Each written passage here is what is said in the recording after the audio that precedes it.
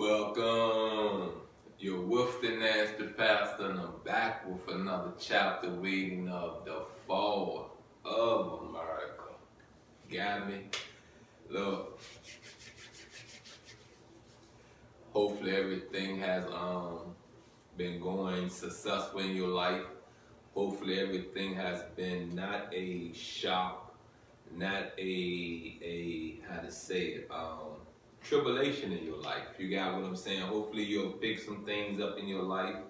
Hopefully some things have started moving in your life. You know what I mean? Some blessings has been granted. You know, it doesn't take much to listen, but it takes a whole lot to put some action to the things you are listening to, you know what I mean? So do your research, figure what you want to do, figure how you want to do it, and you know what I mean? Like I said before, get up, please, start something, you know what I mean?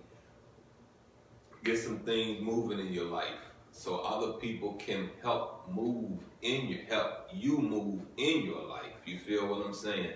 And you need to know this, you know, whether you're a woman or a man, you don't always have to be intimate with a person for them to help you. People, you know what I mean, are willing to help, but you have to get up and help yourself first. Anyway, like I said, we're back with another chapter reading from The Fall of America, and we're on chapter 11. You got what I'm saying? And it says, Opposers of Truth. You got what I'm saying? That's the title. Let's go and dive in this. Adam and Eve, the father and mother, Adam and Eve, the father and mother of the white race. Yaqub is the real name. Refused the religion of Islam. Peace, because of the nature in which they were made. Now, I'm going to pause right there because I want to get into Yaqub. You got what I'm saying? And I was, you know, first introduced to the name Yaqub, the entity, the man Yaqub, as a mad scientist that was doing experiments on people. You got what I'm saying? It came up with the white race. So if the black man, the African man, is the original man, Yaqub was experimenting on us, right? So that didn't make sense to me. You got what I'm saying? But I listened. I didn't question things then. I retained the information and kept researching Yaqub. You got what I'm saying? So I said, you know, okay, so this was a mad scientist experimenting on the original man. You got what I'm saying? So why did the original man allow that? I get the fact if we're doing this for delivery person, you know, as Isis is the mother of fertility, you know, the goddess of, you know what I mean, babies being born. Okay, I get that part. You got what I'm saying? But what I don't get, you experimenting on the original man to come up with another race. You feel what I'm saying? So as I kept researching and I started looking at myself and I started looking at other people, man, I said, you know something? So if they're saying that the white race, you know, was captive in caves, in the snow and all that, that means they really never saw sunlight. So that means being in that cave did what? Lighten their skin complexion, lighten their pigmentation. You feel what I'm saying? So that's why I came up with the fact of saying this right here, you know what I mean? That I believe that, you know what I mean, our pigmentation changed because of the climate, the weather. You got what I'm saying? The atmosphere, the environment that you're living in. You feel what I'm saying? Because if you go up north and you're really not dealing with a lot of sunlight, you know what I mean, and the atmosphere is cold, your pigmentation not gonna get dark. You got what I'm saying? I looked at my skin today when I came from fishing. The right hand was darker than the left hand because the right hand was more in the sun than the left hand was. I said, ain't that something? That quick, my pigmentation in my right hand changed quicker than my left hand did. So I just say this to you again, you know what I mean? Use your common sense because it's there. You know what I mean? We know for a fact that it's trickery in this world. So to tell me that, okay, this man experimented and came up with the white race and all that, don't that make the white race feel unsuperior, feel unsupreme? You know what I mean? Feel like that they're a test lab or something like that. So it's a lot that been going on in history.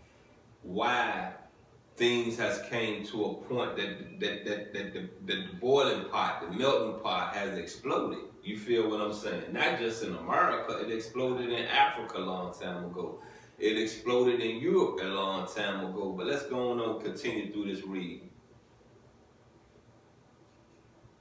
This makes it impossible for the white race to submit to Allah and obey His law of righteousness. This the lost found members of the Asiatic nation from the tribe of Shabazz must learn of the white race. That it is a waste of time to seek mercy and justice from a people who by nature do not have it for each other.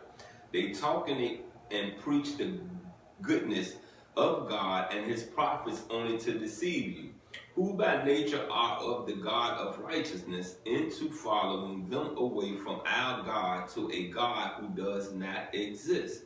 You know, that's something that was another thing I didn't like about Islam. You know what I mean? I didn't like the fact that they said Jesus never existed. I really didn't like that. You know what I mean? And then to find out that Islam come from the you know, the root. You know, I'm not gonna say the root, but I'm gonna say well, yeah, I can say the root because they changed it over after they left Kemet. You got what I'm saying? After they left out of Kemet, it was changed over into, you know what I mean, Judaism. You see what I'm saying? Then Judaism changed itself over into to Christianity, to Baptists, to what the Catholics, you know what I mean? And then you hear come pop Islam. You feel what I'm saying? So I look at it this way, you know what I mean? I get the fact that there is racism in America. I get the fact that there is racism in religion. You feel what I'm saying? In religion. But let's not tear each other down. Why not build each other up? You feel what I'm saying? Why are we still consistent in saying that this culture is better than this culture is better than this culture, your God ain't better than my God, your God is false, blah, blah, blah, this, bam, bam, bam. And what you're not realizing is only one word from many names. And when you think of many names, we have many cultures, right? And see, that's how I've always viewed it. You got what I'm saying? Religion, spirituality change because of the culture you're in that is presenting it to you. Let's get into this next paragraph. Our future is at stake, and 99% of us do not know it. With ever evil snoopers around you seeking an excuse to do their worst to you makes it hard for the 99% ignorant to ever know the truth. Their greatest desire is to prevent you from ever accepting the truth. They claim the truth to be subversive and hate teaching. They seek any kind of charge to place against us to keep revenge for our teaching the truth. They tap our telephones, eavesdrop and follow us around from place to place, and use tape recording machines. And the hypocrites and stool pigeons among us keep them up to date on what they say and do. They are bold enough to even ask your own relatives to help them to do you evil. And due to fear and ignorance on part of my poor people, the enemies hire them to destroy themselves. Truth hurts the guilty. Will persecuting and murdering the truth bearer help the evildoers in this late hour of the day, the end of their time? So that's you see what goes on though. You get what I'm saying? And when you get yourself fast forward up to date, that's why I didn't like that 30-Day Rule book by Steve Harvey.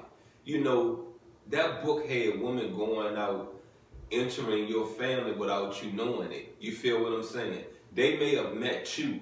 You understand what I'm saying? But after they have met you, they have obtained enough information to figure out, okay, let me go meet another cousin. And you don't even know that woman did that or that man did that. And now they're in your family retrieving information about you that you got what I'm saying. Sometimes they're not processing the information right, and they're looking at you. You know what I mean? Wrongly, and don't even know you. You feel what I'm saying? But they feel that they're justified because they have gotten information from people that you've been around your whole life. And see, what people don't do nowadays is tell their BS. People tell your BS before they tell their own BS. And see, there's a action for every there's a reaction for every action. You get what I'm saying? See, they ain't gonna tell you that, okay, I stole some money from this person and I got slapped. See, they ain't gonna tell you I went in there and I ate these people last piece of chicken and I got slapped. They not gonna tell you that, okay, I snitched on them back in the 90s and that's why we don't mess with each other. You understand what I'm saying? So that book generated a lot of confusion in the world also. And I just say this to you right here. Everybody got a past. Everybody have a past life that is not righteous. We all have sinned. You know what I mean? If you have not sinned, be the first one to raise your hand. Be the first one to say, I have not committed a sin. There are babies that come in this world, can't walk or talk, and have done a sin. You feel what I'm saying? To be honest with you, have done a sin. Some of these babies, and some of these households you go in, some of these religious cultures you go in, a curse word is a sin. Some of these babies learn to curse before they learn to say mama, dad. You feel what I'm saying? So when you think about some of these babies, they come in this world as a sin. You feel me? You get that? They come in this world as a sin. Your mama and your dad are not married. You feel what I'm saying? That's a sin. You understand what I'm saying? Not to be married and bring a child in this world. And that's why most of these women, these celebrities, because they're in the public eye, they get pregnant and they marry a man that they just wanted a piece of, you know what I mean? You get it? They didn't have that in their mind to, okay, this is going to be my husband. Because if this was going to be your husband, you would have married that man before you even had a baby. Anywho, let's get back into this last paragraph. Our problem must be solved, says Allah, the God of righteousness, who is with you and me to raise us up, the poor, lost, and found members of the original owners of the planet Earth, the tribe of Shabazz. A good solution is as follows. We're going to pause that right there because my time is up. And I just say this to you again, you know what I mean? Really think about what you're doing. Please think about what you're doing out here. Think about the, the image you're portraying, not to just the world, but you're portraying this to your babies if you have them. Or you're portraying this to other people's babies, and you should care about what you portray to them. You got what I'm saying? Kids make me shut up. Kids make me straighten up, fly right. You feel what I'm saying? There's things about me I don't never want to show a child. There's things about me, there's women that I don't never want them to see that part of me. You know what I mean? I just don't. I don't want them to ever witness that part of me because it changed the whole dynamic of our friendship, of our bloodship. You got what I'm saying? And when I say bloodship, that means they're a family.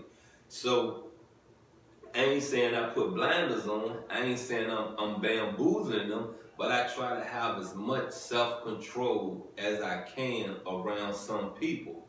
You feel me? And it's not that I need them. It's not that they're doing anything for me that I need. It's just that I do not ever want them to witness any of that. Any of that. So if I don't want them to witness that, what do you think I've done? I've made sure not to allow no one to witness that. And I need to do what?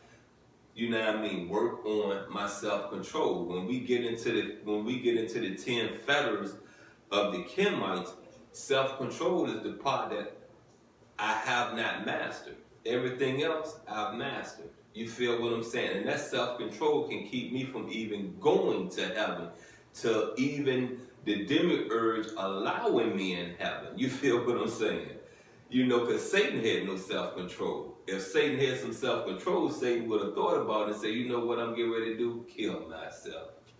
Anyway, you've been with the nasty pastor, and look, YouTube, Facebook, turn your notifications on, because like I said, these readings I'm doing, it goes up. It just gets better and better and better. Look, I love you. I'm out.